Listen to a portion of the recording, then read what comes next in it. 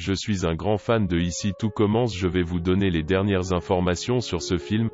Salomé n'est pas la fille de Constance Tessier, le résumé en avance F de l'épisode 137 du 11 mai 2021, spoiler. Dans votre série quotidienne préférée, les Tessier dévoilent à Théo et Charlène leurs douloureux secrets, tandis qu'Elliot regrette sa décision d'avoir poussé Greg à avoir des relations physiques avec d'autres garçons. Et Lisandro dissipe tout malentendu avec Anaïs. Hortense, Elliot et Greg sont dans le parc lorsque Greg rit en lisant un message de Lilian. Hortense cherche à savoir si sa deuxième fois avec lui était mieux que la première. Greg lui avoue juste que ça se passe bien. Mais les questions d'Hortense dérangent visiblement Elliot. D'ailleurs, ce dernier aimerait prendre un verre à la pause avec Greg, mais il vient juste de caler un rendez-vous avec Lilian. Greg lui propose d'annuler, mais Elliot refuse.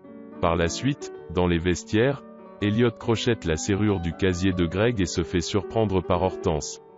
Elliot prétend à son ami ne pas être jaloux, et veut s'assurer ne pas avoir de raison de l'être.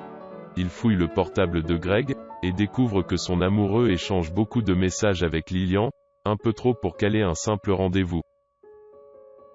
Elliot est convaincu qu'une certaine complicité s'est déjà nouée entre Greg et Lilian. Il se demande s'il n'a pas fait une erreur en poussant Greg à avoir des relations physiques avec d'autres garçons. Greg retrouve Lilian sur la terrasse d'un café, ignorant qu'Elliot les observe de loin. Plus tard, à l'institut, Elliot demande à Greg d'arrêter de voir Lilian, car il souffre de les voir si proches. Par la suite, Elliot confie à Hortense sa peur que Greg s'attache à Lilian, et ne voit qu'une solution, coucher avec son amoureux. Mais pour Hortense, c'est une mauvaise idée, Greg va sentir qu'il se force à coucher avec lui. Elle conseille à Elliot de faire confiance à Greg. Lisandro dissipe tout malentendu. Lisandro fait travailler les maths à son fils Esteban au double A, mais Anaïs a besoin de préparer la table pour le service. Lisandro est soulagé de devoir interrompre un exercice sur les divisions, car les maths c'est une véritable torture pour lui. Et la prise d'antalgique pour sa sciatique n'arrange pas les choses. Anaïs et Lisandro sont complices, ce qui n'échappe pas au petit garçon. D'ailleurs, Esteban demande plus tard à son père si Anaïs est son « amoureuse ». Lisandro lui répond par la négative, et lui explique que ce n'est pas possible car Anaïs est son élève. Après le service, Lisandro veut dissiper tout malentendu. Il avoue à Anaïs qu'il l'apprécie, et après lui avoir fait la liste de ses qualités, il met les choses au clair. Entre eux, c'est juste professionnel, et il ne peut y avoir la moindre ambiguïté. Anaïs accuse le coup. Constance révèle la vérité à ses enfants. Salomé est chamboulée par les révélations de Maxime, et se pose mille et une questions. Pour Maxime, Constance l'aurait abandonné à la naissance. Emmanuel n'étant pas le père, il aurait refusé de l'élever.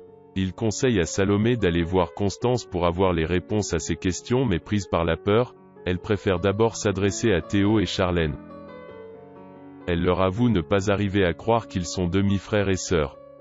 Salomé a besoin d'en avoir le cœur net. Vu sa relation fusionnelle avec son père, Charlène se propose d'en parler elle-même à Emmanuel. Mais il tombe des nues lorsque sa fille lui explique que Salomé a le droit de savoir pourquoi Constance l'a abandonné à la naissance. Emmanuel quitte la cuisine sans dire un mot. Fou de rage, Tessier se rend au potager, et s'en prend violemment à Maxime. Il est à deux doigts de lui mettre la tête sous l'eau de la fontaine lorsque Constance le surprend et lui demande de lâcher Maxime. Acculée, Constance décide de tout révéler à ses enfants. Chez les Tessier, l'heure est aux confessions. Et bien qu'ils aient voulu préserver leurs enfants, ils n'ont pas d'autre choix désormais que de leur dire la vérité. Soutenue par son mari, Constance avoue à ses enfants leurs douloureux secrets. Elle a bien été enceinte d'un troisième enfant après Charlène. Simon, leur petit garçon, devait naître le 8 avril, mais tout ne s'est pas déroulé comme prévu. À la dernière échographie, les médecins ont vu que le bébé ne bougeait plus, et que son cœur avait cessé de battre. Simon est mort in utero sans que les Tessier sachent pourquoi. Bouleversée, Constance leur confie que le plus dur a été d'abord l'accouchement, puis l'enterrement et de revenir dans cette maison sans lui. Emmanuel confie à ses enfants qu'ils ont tenu grâce à eux. Et comme ils étaient perdus, ils ignoraient s'ils devaient leur en parler alors qu'ils étaient si petits. Charlène et Théo sont en larmes, et rejoignent leur mère pour l'entourer de leur affection.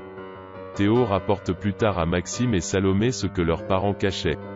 Maxime se dit désolé, et assure à Théo qu'il ne dira pas à Antoine Myriel que son père s'en est pris à lui. Après le départ de Théo, Maxime se reproche d'avoir fait souffrir beaucoup de monde, mais cela a permis d'ouvrir les yeux de Salomé. Elle est déterminée à retrouver à sa mère. Veuillez vous abonner à notre chaîne pour mettre à jour les dernières nouvelles sur. Merci d'avoir visionné notre vidéo. Amusez-vous bien.